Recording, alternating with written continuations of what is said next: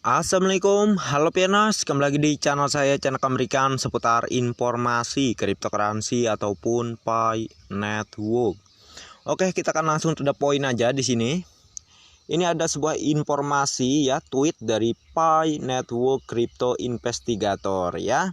Memang di tempat saya ya, Twitter saya itu belum diupdate, makanya nggak ada tanda centangnya di sini ya. Kalau untuk postingannya sendiri, ini memang dari Pi Network Crypto Investigator ya. Kalian bisa cek aja di apa namanya, di HP kalian masing-masing, asal HP kalian sudah diupdate mungkin ya, sudah diupdate, maka di sini akan ada tanda centangnya ya, berarti akun asli, akun resminya. Ya kalau tempat saya nggak ada dikarenakan belum saya update Twitter saya, makanya nggak ada tanda centang di sini ya. Yang pasti kalian cek aja ya di HP kalian ya. Saya ini nggak melakukan pembodohan, ini real dari Pi Network Crypto Investigator mungkin ya. Untuk lanjutannya namanya di sini. Ya, kalau di HP kalian cek pasti ada tanda centangnya. Kalau tempat saya enggak. Ya, asal aplikasi Twitter kalian di HP kalian itu udah diupdate ya, asal sudah diupdate ya. Oke, kita langsung saja. Ini sebuah tweet dari Pi Network Crypto Investigator ya.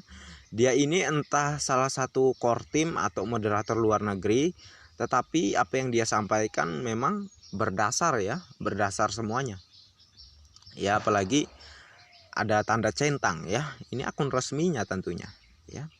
Di sini keterangannya di jaringan utama tertutup itu untuk membuat harga konsensus, stabilitas, books, dan sebagainya. Pedagang mengambil komoditas kecil asalkan dikirim dengan harga GCP. Di masa depan, komoditas akan datang untuk merangkul. Ini adalah hal yang sangat berisiko untuk membiarkan komoditas diuji, karena harga jaringan utama masih belum diketahui. Jadi jangan mengeluh tidak ada komoditas utama yang keluar. Ini bukan tahap jaringan utama. Setelah harga GCP stabil, berbagai produk akan dilanjutkan di rak. Sadarilah ledakan ekologi global at Pi Core Team. Nah ya, jadi kurang lebih apa yang disampaikan oleh Crypto Investigator ya, atau core team lah, atau moderator luar negeri lah, ini nggak tahu ya. Yang pasti dia ini juga pernah menginformasikan ya bahwa tidak boleh melakukan transaksi melebihi dari 1 Pi coin, karena saat open mainnet akunnya akan dibekukan. Nah, ini bahaya nih ya. Apalagi di sini dia apa nih? Mentak Pi Core Team gitu ya, at Pi Core Team di sini. Siapa tahu aja dia memang pihak core team gitu kan, nggak tahu kita. Ya. Bahaya kalian kalau sampai melakukan transaksi melebihi 1 Pi coin per harinya. Jangan-jangan, nah ya bahaya. Orang pada bisa mencairkan Pi coin, kalian akunnya dibekukan, kan kasihan. Oke, di sini maksudnya apa? Jaringan utama tertutup. Oke ya. Sebenarnya kita ini sudah di open mainnet. Nah, kalau misalnya koin kita itu sudah dimigrasikan ke mainnet ya, di mainnet di wallet Pi browser kita ya. Kita ini sudah mainnet, kita sudah bisa menggunakan Pi coin untuk transaksi gitu ya. Lalu kenapa dikatakan enclosed mainnet? Ini cuman kurang lebih trik atau memang disengaja oleh pihak core team. Nah, disengaja apa? Untuk membentuk nilai Pi coin agar tinggi, agar stabil. Nah, harusnya kalian paham gitu ya, apa maksud pihak core team mengadakan enclosed mainnet. Nah, mengadakan mainnet tertutup. Itulah tujuannya ya. Kalau di proyek-proyek lain mana ada, seperti di Core itu nggak ada. Core nggak membangun enclosed mainnet, Core nggak membangun hackathon gitu ya. Core biasa-biasa aja, sama seperti Bitcoin dan Ethereum. Itu core. Beda halnya Pi coin. Sebenarnya kita sudah open mainnet ini, tetapi dikatakan enclosed mainnet untuk apa? Untuk mencapai tujuan mulianya. Nah, tujuan mulianya pihak core team. Apa sih Bang tujuan mulianya itu? Ya, untuk mensesuaikan program yang ada di proyek Pi Network ini untuk berjangka panjang dan untuk orang biasa. Untuk menghindari agar para elit global atau orang-orang miliarder, orang-orang kaya menguasai Picoin. Itulah gunanya enclosed mainnet ini. Nah, caranya gimana Bang? Nah, caranya sudah sering saya katakan gitu ya. Kita harus konsisten, kompak semuanya ya, melakukan transaksi. P2P juga bisa ya. Mematok pada nilai GCP. Nilai GCP berapa? 314.159 US dollar. Nah, ya kita harus kompak semuanya. Harus kompak semuanya ya.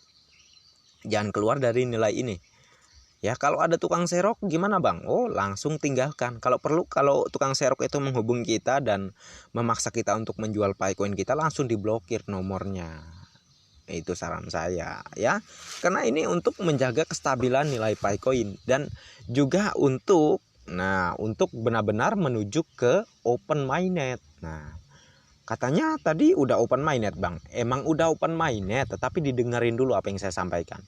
Ya, udah open mainnet kita ini, tetapi dikatakan enclosed mainnet, dibuat-buat lah, kurang lebih gitulah ya, dibuat-buat oleh pihak core team gitu ya. Nah, ini permainannya pihak core team, tetapi tujuannya baik ya, tujuannya nggak jelek, tujuannya baik. Ini memang permainan dari pihak core team. Tujuannya untuk pembentukan nilai Picoin ya di angka yang tinggi, supaya nanti saat Picoin membuat lagi pernyataan bahwa sudah open mainnet, harga Picoin udah bisa tinggi gitu ya, karena memang sudah banyak pionos yang mematok saat melakukan transaksi dengan nilai GCP. Nah ya, mau nggak mau para investor juga harus menerima nilai tersebut ya. Karena apa? Karena telah disepakati oleh pionos dunia. Nah ya, telah disepakati oleh pionos dunia ya. Coba kalian pikir begini ya, ribuan semut ya sama satu gajah gitu ya. Ibaratnya investor itu satu gajah ya. Investor itu diistilahkan adalah gajah. Terus kumpulan semut ini adalah pionas.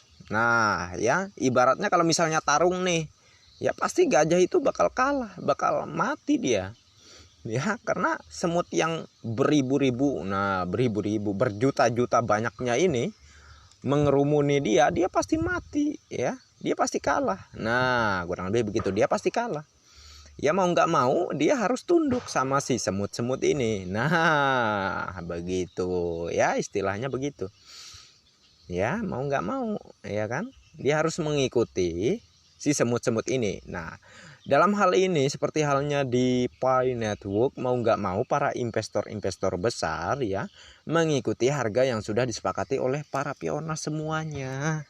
Nah ya, jadi mereka hanya akan bisa menjadi vendor untuk memfasilitasi para pionas dalam pertukaran barang ya, dalam pertukaran Picoin ke uang fiat. Nah ya, kurang lebih begitu ya, jelas ya semuanya. Dan nilai Pi sesuai GCP juga sesuai dengan programnya ya.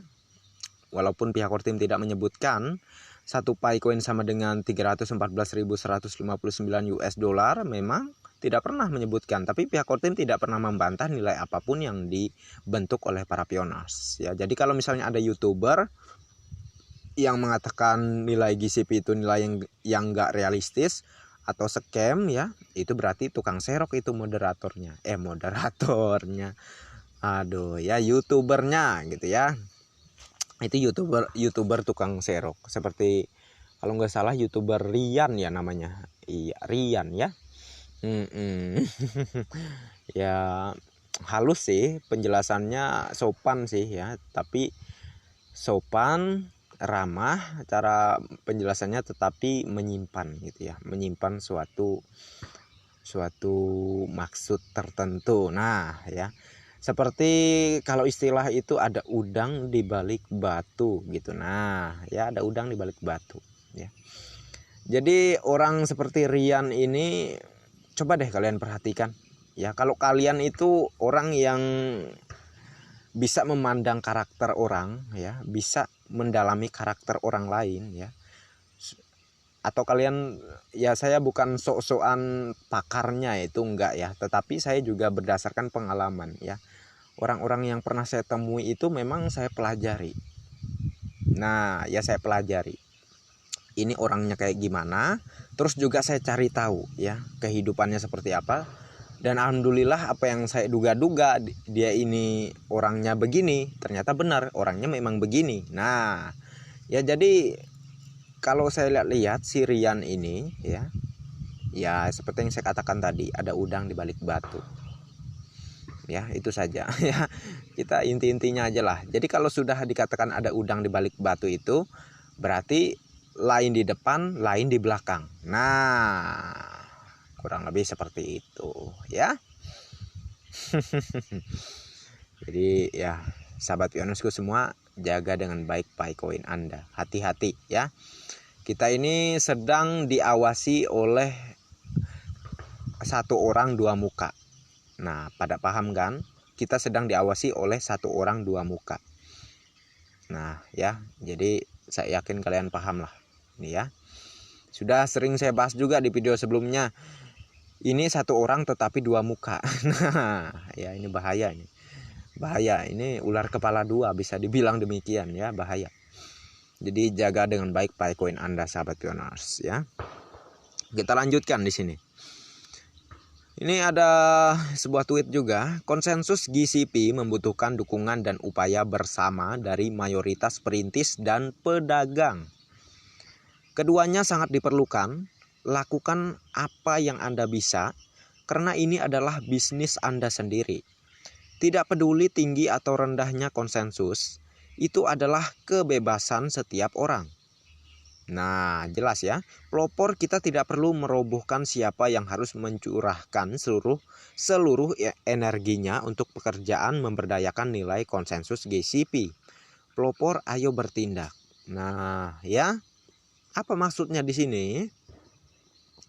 Konsensus ya, nilai pi. Nah, ini seperti yang saya bahas, sama saja gitu ya, sama saja seperti yang saya bahas sebelumnya, bahwa nilai pi itu memang bergantung pada kesepakatan kita semua ya, kekompakan kita semua.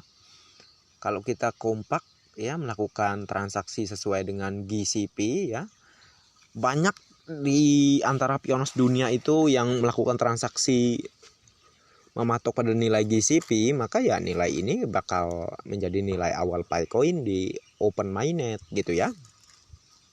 Saya sangat yakin 100%. Ya asal kita tetap konsisten. Nah, selalu konsisten melakukan transaksi mematok pada nilai GCP. Kalau kita nggak konsisten ya, hari ini mematok nilai dengan harga GCP saat melakukan transaksi, besok-besoknya udah menghargai nilai pi di harga Rp5.000 atau Rp10.000. Nah ini bahaya, malahan hancur nanti harga Paycoin ya. Jadi tergantung kita. Kalau pengen nilainya tinggi, jangan dihambur-hamburkan Paycoin Anda ya. Seperti apa yang disarankan oleh Za Official ya. Ya saya tahu lah ya, YouTuber yang satu itu ya, Za Official ya. Dia juga menghimbau kalau pengen harganya tinggi, koinnya jangan dihambur-hamburkan. Benar itu, benar kata dia ya. Jangan angan-angannya apa? Ini kata saya ya. Jangan angan-angannya pengen kaya ya, pengen harga pi tinggi, tetapi saat melakukan transaksi menghargai Paycoin dengan nilai Rp5.000 atau Rp10.000. Ngimpi Anda. Ya, mau harganya tinggi aja, transaksi mematok nilai GCP aja nggak berani, nggak mau. Ngimpi ya kan. Makanya kalau ingin mencapai sesuatu itu harus ada yang dikorbankan. Nah kurang lebih begitu, harus ada yang dikorbankan, harus ada usahanya ya. Mau dapat emas kok apa namanya, berdoa mulu gitu ya, berdoa mulu mengharap sama yang maha kuasa agar dapat emas. Ya kalau nggak berusaha kerja gimana mau dapat emas ya. Anda mau 100 tahun berdoa, duduk sambil berdoa pun gak bakal dapat emas ya.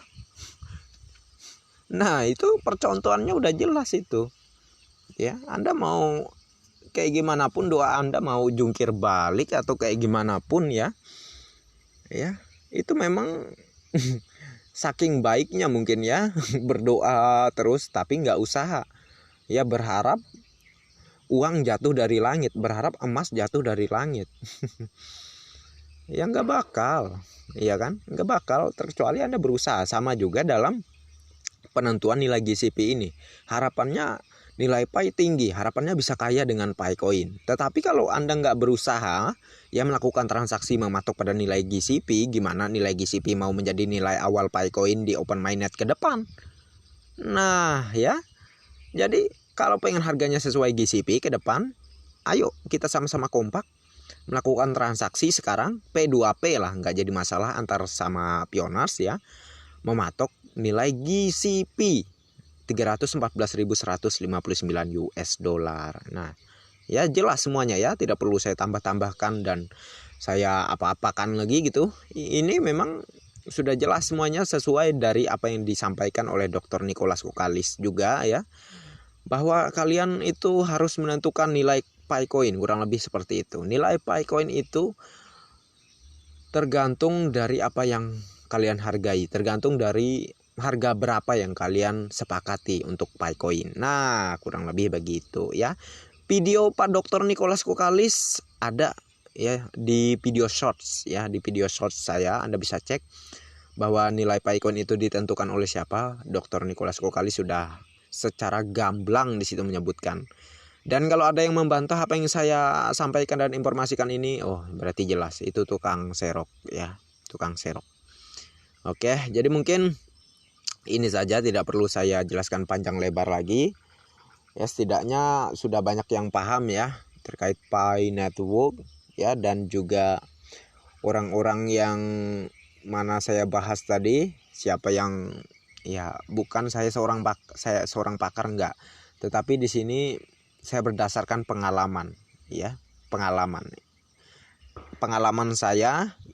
Di pengalaman saya, nah ya, saya bukan hanya memandang orang itu satu atau dua orang, tapi siapapun yang saya temui, mau itu kerabat saya, mau itu teman-teman terdekat saya, semuanya saya pelajari ya. Oh, bagaimana karakter orang ini, apakah saya memandang orang ini kurang baik, terus saya cari tahu ya, apakah dia memang benar, ya ternyata ya ya memang seperti itu gitu ya. Jadi dengan apa yang saya pelajari ya, saya melihat mukanya aja udah paham bahwa orang ini seperti ini. Nah ya, melihat gerak-geriknya aja sudah paham bahwa orang ini seperti ini. Nah ya, sama halnya seperti YouTuber Rian tadi gitu ya.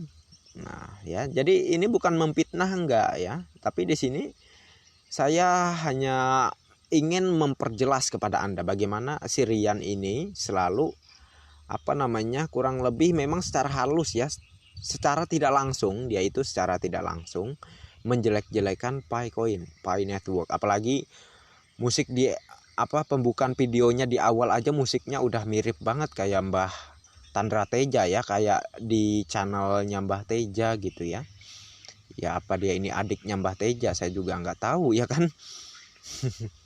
Atau dia ini anaknya Mbah Teja mungkin ya, nggak tahu juga. Ya kan, tetapi ya itulah ya, berdasarkan pengalaman saya, kalau saya lihat si Rian ini ya ada maksud tertentu, dia seperti ada udang di balik batu itu aja ya, niatnya ya nggak perlu saya lanjutkan lah. Saya rasa semua pionas banyak yang paham ya, banyak yang paham. Oke, silahkan Anda mengatakan saya ini orang yang pokoknya seujon lah mungkin ya, seujon sama orang lain ya silahkan. Tapi apa yang saya sampaikan berdasarkan pengalaman saya ya, pengalaman saya. Saya seperti yang saya bilang, saya itu orangnya bukan mempelajari hanya di satu hal, tetapi saya itu orangnya selalu belajar di banyak hal ya. Jadi karena itulah ya, karena apa yang saya pelajari itu banyak ya, jadi itulah yang membuat saya sedikit banyaknya paham. Nah kurang lebih seperti itu. Oke, sahabat Pionas, mungkin segini saja untuk informasi kita kali ini dan terima kasih banyak untuk Anda yang sudah mampir di channel saya. Dan bagi yang belum like dan subscribe silahkan diklik dan jangan lupa juga aktifkan notifikasi loncengnya agar setiap saya mengupload video terbaru ke depannya. Oke, mohon maaf, video terbaru ke depannya tentunya Andalah yang akan lebih awal menerima notifikasinya. Oke, next time. Assalamualaikum warahmatullahi wabarakatuh. Bye-bye.